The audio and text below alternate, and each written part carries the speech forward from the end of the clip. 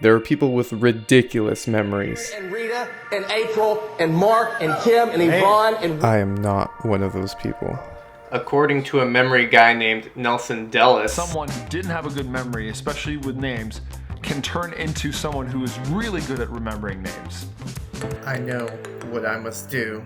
I've decided to give myself 30 days to become an above average name rememberer. I found a website called memoryleague.com that lets you train your name memory. But first, I'm going to measure my current memory abilities. This is my friend.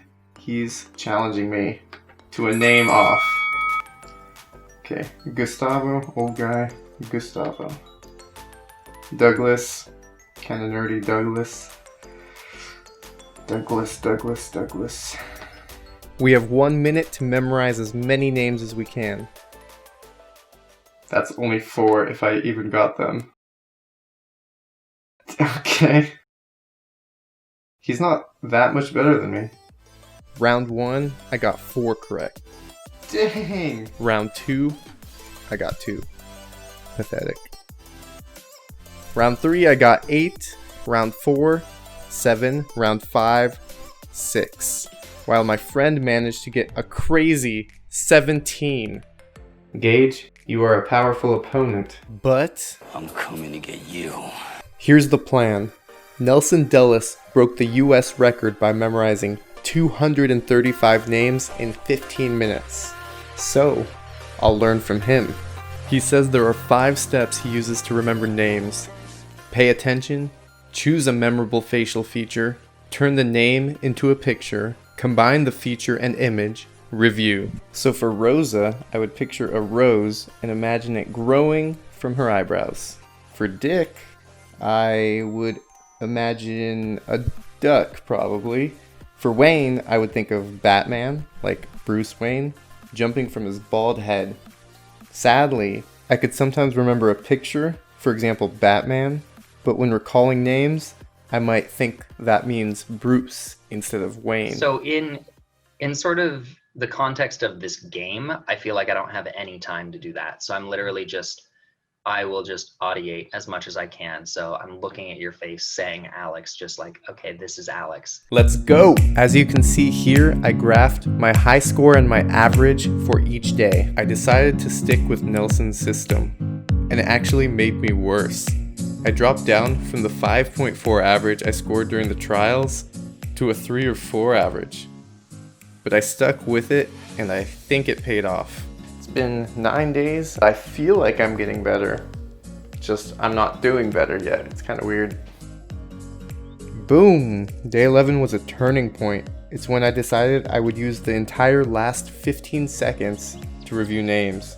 For Kristen, I imagined a cross in her hair. For Paul, I imagined Paul Revere riding across his nose. For Mary, I imagined a wedding veil over her head. For Steven, I imagined stevia pouring out of his ears. Sometimes I would get the name correct, but I still would misspell it. Luckily, that's not something I have to deal with in real life. I have actually been remembering names better, I think, outside of the game, but that's probably just because I'm actually making an effort now, which I haven't really done before. We finally arrive at day 30. It's time for my final test against Gage. There would need to be a miracle for me to beat him. First round, I get 8, he gets 23. Who are you? Second round, I get 8 again. Nelson Dellis, you have forsaken me. And he gets 27. Shoot. He has not been training at all, he tells me. Final round. I get 13 and he gets 24. That's actually my personal best, so I'm happy.